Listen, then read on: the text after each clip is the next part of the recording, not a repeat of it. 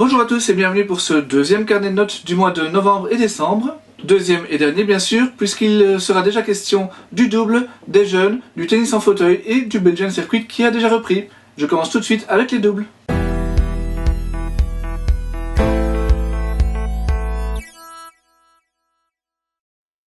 Sander Gillet et Göran Wigen ont connu une fin d'année assez contrastée.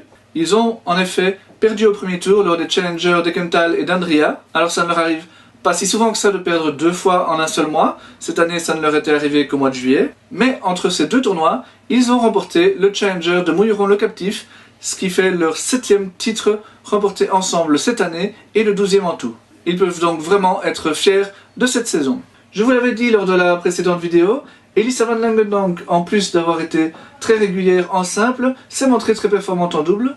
À Monastir, où elle a été disputée 4 épreuves, elle est revenue avec un titre et 2 finales. Elle n'avait encore jamais remporté le moindre titre professionnel, ni en simple ni en double. Michael Geerts termine lui aussi sa saison sur une très bonne note. Battu au premier tour en simple lors du 25 000 $ de Tallahassee, il a réussi à aller s'imposer en double alors qu'il n'était pas tête de série. Il s'agit de son 8e titre futur, mais seulement du premier dans cette catégorie. Jeroen van Est a également remporté un titre lors de sa très longue tournée à Antalya. À côté de ce titre, il a également atteint une autre finale. Le Roularien détient donc désormais 18 titres en futur, dont 7 cette saison, et 3 rien que sur cet automne passé en Turquie. Victorieuse de 2 titres en simple pour conclure sa saison, Lara Salden a également remporté le double à Milovice.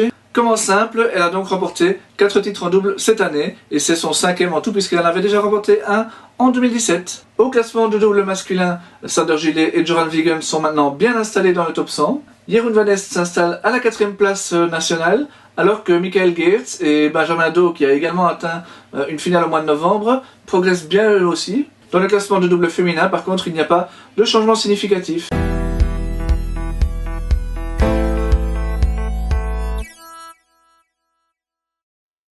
Après un été un petit peu compliqué, Alexander Blok s'est bien repris pendant cet automne où il a disputé 3 tournois U16 en Israël. Quart de finaliste la première semaine à Rahana, il a ensuite remporté les 2 autres tournois, tous les 2 disputés à Haïfa. En double, il a remporté le premier tournoi de Haïfa et a également atteint la finale des 2 autres. Voilà de quoi lui redonner confiance avant d'aborder la saison 2019 où il pourrait jouer le premier rôle en U14. Gauthier Onclin a terminé sa saison en Floride pour les 2 prestigieux derniers tournois de l'année, le Eddie Air et l'Orange Bowl. S'il n'a pas trop brillé lors du premier, il a tout de même franchi 2 tours en simple lors du second et s'est surtout imposé en double avec un partenaire ouzbek. Il fait désormais partie du top 20 mondial junior alors qu'il a encore un an à jouer dans cette catégorie. 4e belge de cette catégorie alors que lui a encore 2 ans à y jouer, Raphaël Collignon termine super bien sa saison. Il remporte le grade 4 Davelt disputé à Sint-Katelijne-Waver et atteint encore la finale lors du grade 5 d'Esch-sur-Alzette, où il ne s'incline qu'en 3-7 face à la première tête de série. Sarah Pantelic a également remporté un titre en simple lors de cette fin de saison. Elle a soulevé son premier trophée U14 à Bergen en Norvège. Un petit peu plus tôt dans le mois, elle avait déjà remporté un titre en double à Palmanova et également atteint un quart de finale, mais cette fois en U16, toujours à Majorque. Sofia Kostoulas poursuit sa percée chez les U18, mais un petit peu moins rapidement que les mois précédents. Légèrement souffrante, elle a tout de même réussi à rejoindre les quarts de finale lors du grade 3 de Saint-Cyprien. Enfin, il faut encore signaler que Guillaume Jacob a atteint une finale en simple, c'était à Ra'anana, donc la même tournée qu'a réalisé Alexander Blok. Et de son côté, Amelia Van Imp a remporté le double et atteint les quarts de finale en simple lors du grade 5 junior de Bergen. Chez les juniors, c'est donc Raphaël Collignon qui connaît la progression la plus importante au top. Plus bas dans le classement, vous voyez le superbe bond de Pierre-Yves Bailly, grâce notamment à sa première finale en double. Chez les filles, c'est Sofia Kostoulas et Amélie Van Imp qui sont les grandes gagnantes de la période. En U16, les joueurs qui ont fait la tournée en Israël ont beaucoup progressé. C'est surtout le cas d'Alexander Blok, bien sûr, qui remonte en tête du classement, mais aussi de Guillaume Jacob et d'Alessio Basile chez les garçons, et de Tiluit Di Girolami chez les filles. Ces résultats en Israël offrent aussi des points pour le classement U14, et donc les joueurs qui n'ont pas encore atteint 14 ans, les 3 joueurs dont j'ai parlé, ils progressent aussi dans ce classement. Alors que chez les filles, bien c'est évidemment Sarah Pantelic, avec son premier titre, qui fait la progression la plus intéressante.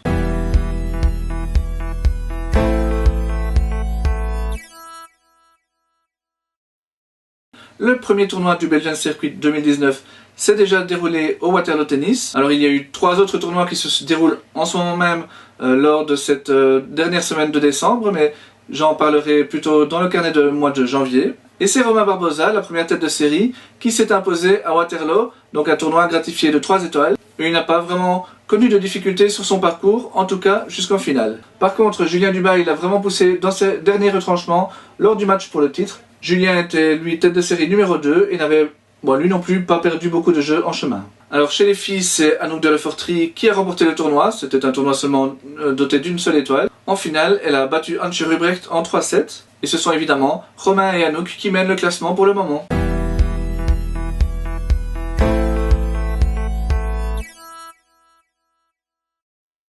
Alors comment parler de cette fin de saison 2019 sans évoquer le superbe exploit de Joachim Gérard? Le Brabançon a débuté le mois au ITF 1 de Bath, où il a atteint les demi-finales en simple et s'est imposé en double. Et par la suite, il a encore atteint la finale en double lors du Masters de Rotterdam. Mais c'est évidemment sa 3e victoire au Masters de simple qui lui était disputée à Orlando, qui met un terme de manière fabuleuse à cette superbe saison. Joe n'a pourtant pas pratiqué son meilleur tennis pendant les matchs de poule. Il a en effet dû renverser une situation bien mal embarquée lors du premier match face à Stéphane Houdet, avant de s'incliner face à Gustavo Fernandez. Et lors du dernier match, il a eu besoin de 3-7 pour se défaire du japonais Takashi Sanada, qui a priori était le joueur le moins fort de cette compétition. En demi, Joachim a retrouvé tous ses moyens pour ne laisser que 3 jeux à son partenaire habituel en double Stefan Olsson.